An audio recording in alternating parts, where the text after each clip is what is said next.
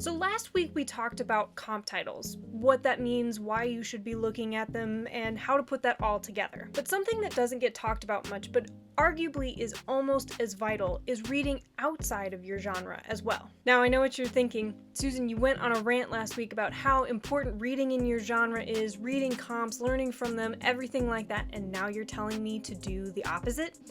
Yes, I am. Book research, market research, like anything in writing and in publishing, is all about balance. It is key to know what's going on in your genre. Absolutely no question. You should be reading comps regularly. But if you stop there, you're gonna get a bit of tunnel vision. You're only gonna be seeing what's right in front of you. And that can hurt your career almost as much as not knowing your comparable titles. So let's talk about how reading a wide variety of books outside your genre can make you an even better genre writer, whatever genre that may be.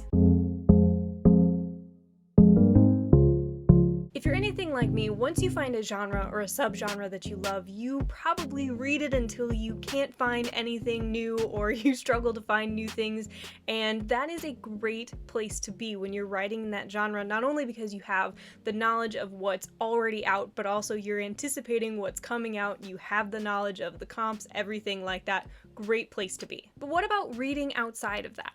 So for you romance readers, when was the last time you read a psychological thriller that does not have the guarantee of a happily ever after? Or for you fantasy readers out there, when was the last time you picked up a book with spaceships and aliens and whole other galaxies?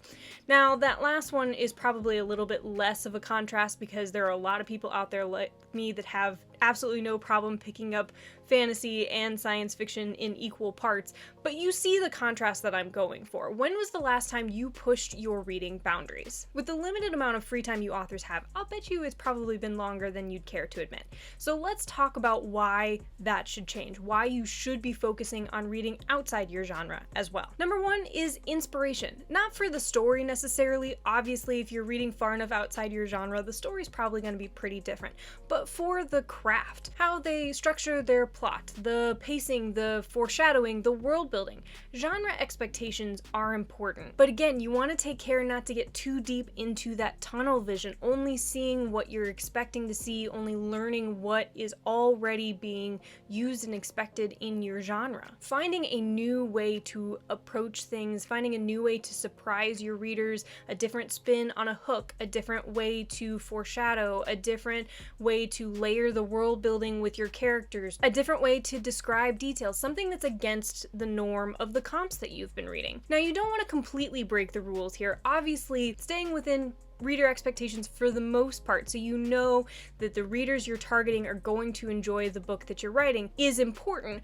But when you add those small twists, the little differences that you're learning from different techniques outside the genre, different ways that they approach things, that can make what the reader is expecting feel fresh, feel new, and that can bring a whole new dimension to your writing that can have readers flocking to you. And this is really found in doing outside your genre research. Number two is different writing styles. So as an author reading comps, you're looking for an author that has a similar voice, a similar writing style to yours. Whether that means it's very commercial, it has lots of humor, or maybe it's very dark, or it's very atmospheric, whatever that translates to you, your comps are probably very similar to that, and that is what you've been reading to sort of learn from and see what's out there and see what's popular. But it is also key to see what's on the other side of the spectrum. So if you read a different genre that has a completely different writing style, what did you enjoy about that? What really captured you? What caught your attention that maybe wouldn't have normally that you could possibly adapt for your own writing? Again, taking small nuggets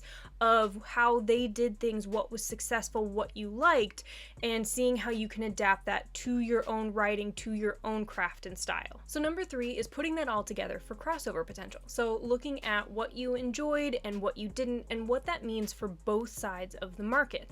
So for the market of the genre outside of yours, what they enjoyed and what they didn't, and whether or not you like something that you'll be adapting in your book that means they might cross over a little bit for your book, or for something that is in their genre that you really liked that is a little bit outside of the norm of your book for your market that you can push again as something different, and seeing how you can combine that to really make for a bigger market, a bigger audience for your story past the usual subgenre that you're targeting in general. Really being able to expand past that. Because the eventual goal is to be able to reach as many readers as possible, regardless of whether they usually read your type of book or not. And then number 4 is creative recharge. So when you are reading a ton of comp books, everything like that, obviously you love the genre, so you're probably enjoying it, but you also, if you're anything like me, probably have a hard time turning your brain off.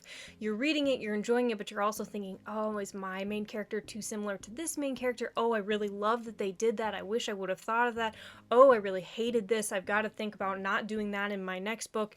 You can't stop thinking about it. But you really, as an author, need an option of where you can sort of turn that part of your brain off and just enjoy taking in someone else's creativity.